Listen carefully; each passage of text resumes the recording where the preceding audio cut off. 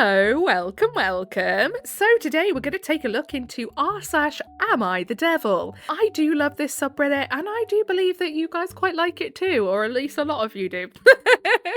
So if that sounds like something you'd be interested in listening to with me today, then do stick around and enjoy. And don't forget to like and subscribe, please, thank you. And a little disclaimer, any opinions that I give on the post are just that, they are just my opinions, not to be taken as facts. If you have a different opinion, that is absolutely okay, and I implore you to share it in the comments. However, if you do have a differing opinion, there is no need to be mean to anybody about it. Keep it respectful in the comments, even if you do not agree. That is all. Let's get into it, shall we? So, this one was reposted by Fancy and Fab. The breakup will come suddenly, they say. So it was originally posted on r/AmITheBorthole. Am I the borthole for returning my girlfriend's birthday gift? Let me start off by saying that I'm not a very affectionate or lovey-dovey person. My girlfriend's birthday was on Wednesday and we went out for dinner after work. I gave her gift beforehand. I just handed it to her and said, "Happy birthday."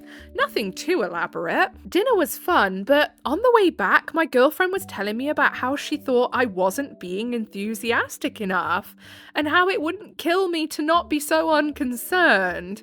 We've talked about this for the umpteenth time, but I got her a gift, a camera that cost like $1,500, took her to dinner and got her a card. So I told her I didn't know what else she wanted from me. I don't know, be emotionally present perhaps?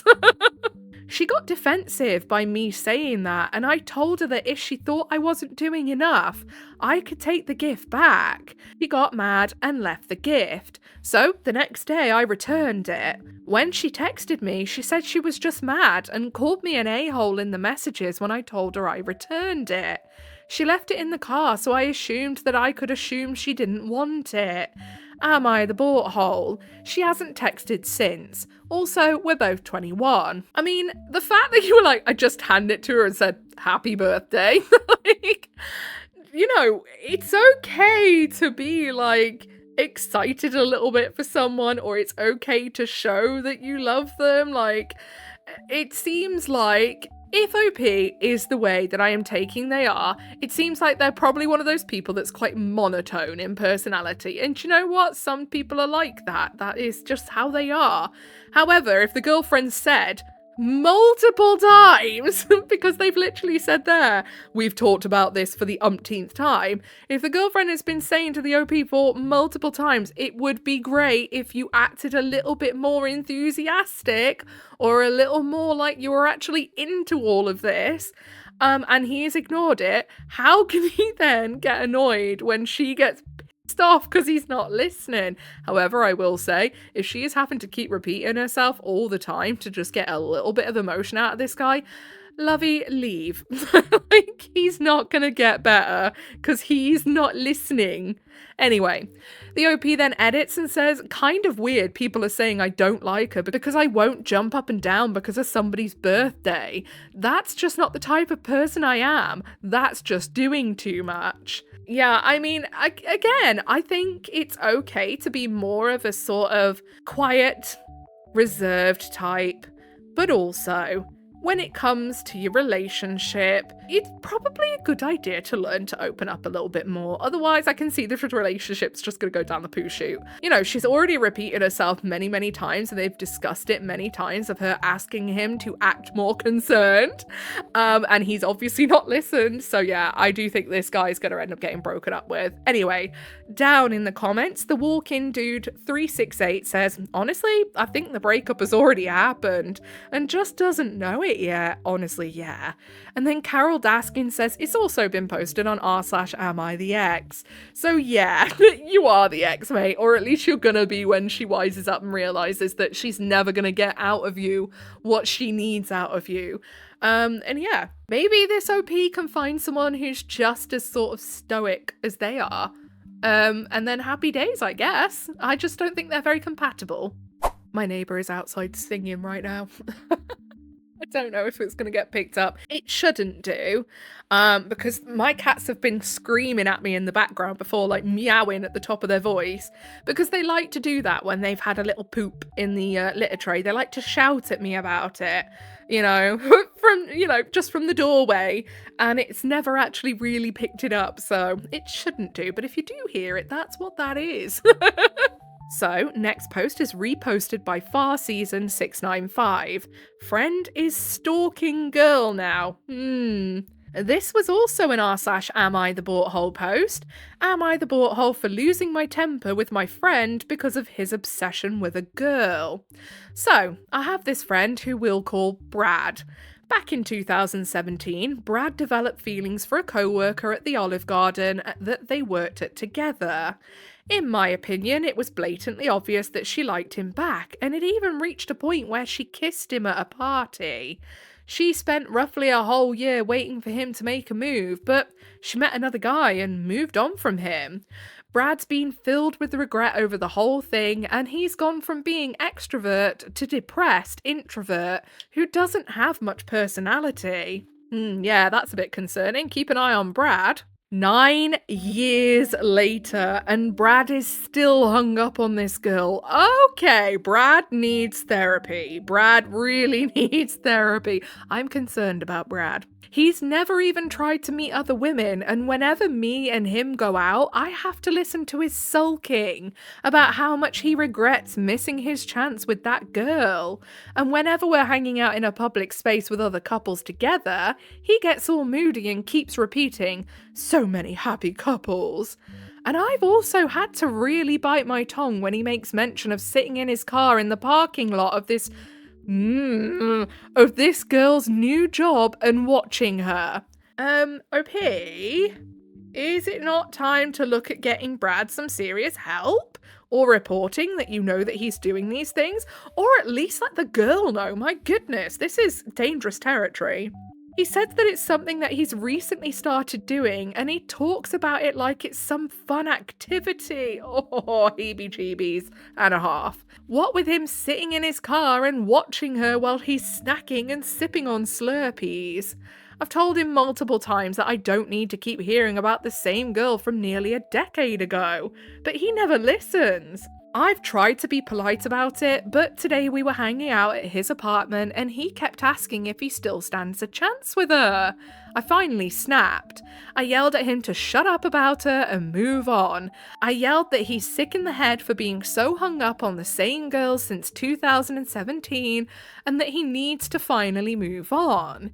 He yelled at me to leave his apartment, and now a few hours later, I've tried to get a hold of him to apologise, but he's so far only responded with a text that says, "You're not a real friend. Am I the butthole for blowing up on him the way that I did?" Now, I don't think the OP's the butthole for blowing up on him and being like, "Mate, get your act together. What is wrong with you? Why are you obsessed over this woman?" I do think the OP is the butthole, though, for not having an ounce of sense about them, to at least let the woman know that he's following her and to realise how dangerous that this could turn. Like, that's so concerning. So down in the comments, I'm Watermelonly. That's a funny username. Says sexual assault towards women is everywhere these days, but men never seem to know someone who'd do something like that. Never ever. Their friend is such a good guy. Yeah, exactly. And then Curious Alice says, yep, every woman knows a woman who's been assaulted, abused, stalked, but no man knows any man who would do that. Statistically, yes, you do. You either don't know the signs or you're being willfully ignorant. That's it. Full stop. If it's only 10% of men who do these things, that's 1 in every 10 you know.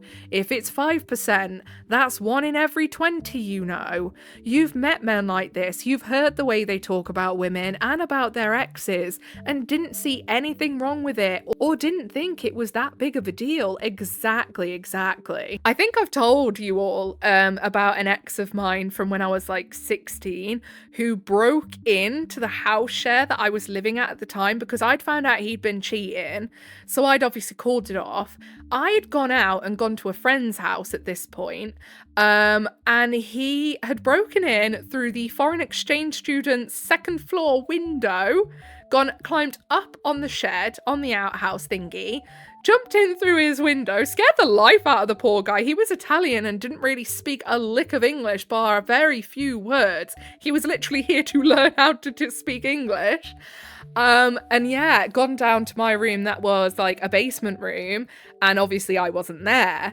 So then we had multiple phone calls off of the landline within that house, because yes, there was landlines then. No one has a landline now around here. I mean, I don't know, maybe people still use landlines, but I know no one I know uses a landline anymore. I mean, apart from my dad, I suppose.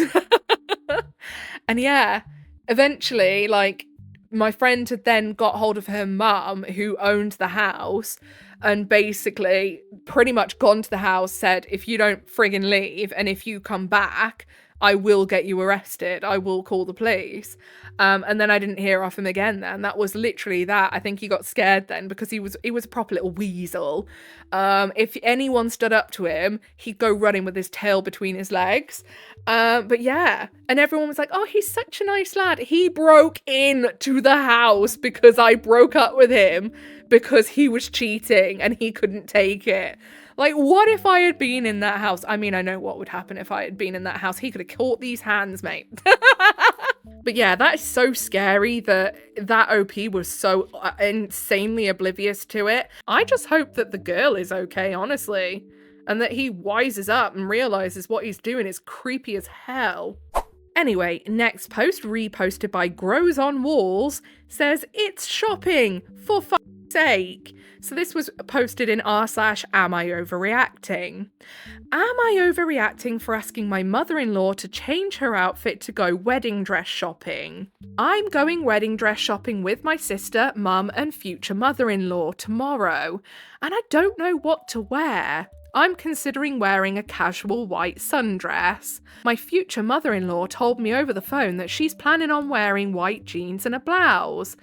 I'm considering asking her to wear another colour besides white because my sister has mentioned that if my future mother-in-law engages in any toxic attention-seeking behaviour, which she has a history of doing, she will confront her. I don't want any drama of this sort occurring through the wedding planning phase, and I'm not sure what to do in this instance.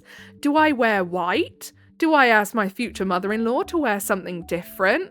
Does it even matter? I am unsure what the issue is here, because it's literally just wedding dress shopping. If the issue is that they're white jeans, to be quite honest, I genuinely think you need to get over yourselves a bit. Like, it's the dress shopping. It doesn't matter what people wear. Like, if we're going to start kicking off because someone wears white, even in the general sort of time span or month before your wedding or whatever, my goodness, like, this is just getting toxic and insufferable now. Like, it's insane. I think weddings are just becoming an excuse for, like, brides or whatever to have some insane main character syndrome moment. And it's crazy because it's wedding dress shopping. Who cares? I think this is ridiculous. Personally, I just think it doesn't matter. Crazy. Anyway, down in the comments, the person who reposted this story says, this is not an engagement party. This is not a bridal shower. This is not the wedding. OOP is policing what her future mother-in-law wears to go dress shopping. And it's white jeans. Wedding culture is nuts, honestly. It really is. That is crazy. I get, in a way, being sensitive to your mother-in-law. If they have been a pain in the butt in the past, like the OP has said, I get that maybe you might be a bit more sensitive, a bit more touchy with them, but this is just ridiculous. And I'm not being funny as well. Tell your sister to friggin' behave herself. Like, if you're worried your sister's going to start kicking off, perhaps your sister is the problem. Perhaps you need to go to your sister and say, you need to keep it stum. This is us going to get a dress. I do not want a load of kicking off and drama, okay? Unless someone actually says something really nasty, then fair one. But other than that, control yourself. Anyway, Coke Beale says, what the fuck has happened with brides and the damn colour white that no one can use it, ever, for anything, even half related to a wedding. See, I completely agree with not wearing white to a wedding. I completely agree with that. That's been a long-standing tradition within the UK for many, many years, you know, since I've been, you know, aware that I'm alive anyway. So I get that it's, you know, something that you should avoid for the wedding day, but it seems to be that the whole you can't wear white thing is now stretching further and further from the actual wedding day, and I just think that's silly. It is silly. Next post, reposted by Baby Witch Artist. It wasn't just about the sketchbook. Am I the butthole for throwing away my wife's sketchbook? Obligatory throwaway. My wife and I have been married for a year, and I'm incredibly lucky that I get to spend the rest of my life with her. She's from an extremely rough upbringing that taught her to never speak up, be non-confrontational, don't speak when spoken to, etc. She's always the first to apologise after a fight, she's very passive, and struggles to find her voice. I personally think that she is too empathetic for her own good. With my help, she's learning to be more assertive. After an argument with anyone, instead of finding a solution to the problem or compromising, she retreats to a room and begins to draw in her sketchbook. She's a phenomenal artist, but I wish she wouldn't shut everyone who is trying to help her out. She'll be completely silent for a while, just drawing, and then come out to confront the issue. Okay, what's wrong with that? It's literally like she's taking time to process her feelings on something, using something that is commonly used as a form of therapy, to then come out and discuss an issue. I'd say that's quite good. That shows a lot of self-control, that shows a lot of self-awareness and emotional awareness. It shows that she's making efforts to regulate her emotions on things before just jumping in and discussing something in a knee-jerk reaction kind of way. I'd say that's a good thing. And it also is probably very cathartic to her. Just very calming, because I know for me, when I'm sitting there actually having time to draw anything, I find it very relaxing and very chill. Her father, whom she has a terrible and strained relationship with, contacted her recently asking for money. Then her father showed up at our door with 2 other men unannounced. My wife and my father-in-law got in a huge argument. I've never seen a grown woman chastised by her father before. Her older brother managed to chase him out. When he left, she broke down and her brother had to comfort her. Her brother had to leave, so when we were alone and she was somewhat calm, I tried to reason with her, suggesting she call her father to officially end their toxic relationship. My wife practically ignored me in favour of retreating to her corner to draw in her infamous sketchbook. The next day, I tried again. Her father will always look down upon her, view her as inferior if she shows even a hint of vulnerability. I urged her to put her foot down, but she went to go draw. Because she is stressed, she's trying to regulate herself.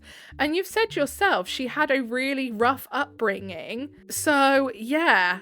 Why on earth would you think that she's going to find it easy to discuss things with her dad, who was responsible for that rough upbringing? I couldn't take being ignored, and I wanted to stop enabling her unhealthy coping mechanisms. That's not an unhealthy coping mechanism, mate. Drinking till you're blackout drunk would be an unhealthy coping mechanism.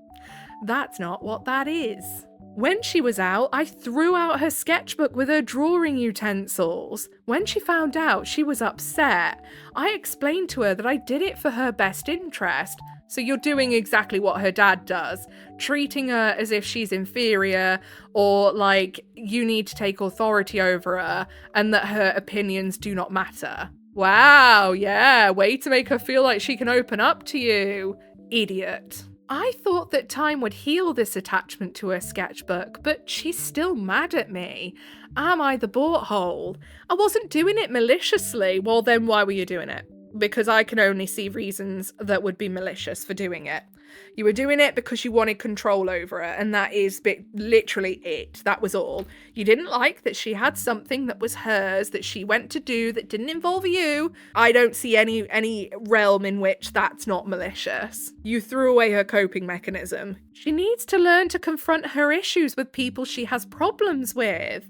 Edit, I got her a new sketchbook and expensive art supplies. I apologised and I now understand that it's a healthy coping mechanism. I assumed it was unhealthy because in my opinion she was using it as a crutch, but I now know that I'm in the wrong. She's staying with her brother for a week so that they can properly figure out their father situation. I didn't realise how serious it truly was. I wonder actually if she's staying with the brother for a week to make sure she actually even wants to be with this bloke. So, down in the comments, on the Ragnarok, quotes the OP saying, "My wife practically ignored me in favour of retreating to a corner to draw in her famous sketchbook. Enraged at her failure to obey, I destroyed her creative outlet and coping mechanism, hoping to force my wife puppet to dance the way I told her to. Am I the butthole?" Oh, literally, that's what that sounds like, honestly. And then Symbolic Shambolic says, "With my help, she's learning to be more assertive." Stop drawing! Cut off your father! Why won't you obey me? Literally, that is what he sounds like. My goodness. Out of the frying pan and into the fire for her with these blokes. My goodness. Poor lady. Okay then, so I think that's all we've got time for today. If you made it all the way to the end with me, then I appreciate you very, very much. If you give a little like, subscribe, notifications on, that is your initiation into the Coven of Void. Welcome. Whatever it is you're doing for the day, I hope you have a really good rest of the day. Don't forget to leave your offering of a comment for Big Al, of course. Bye!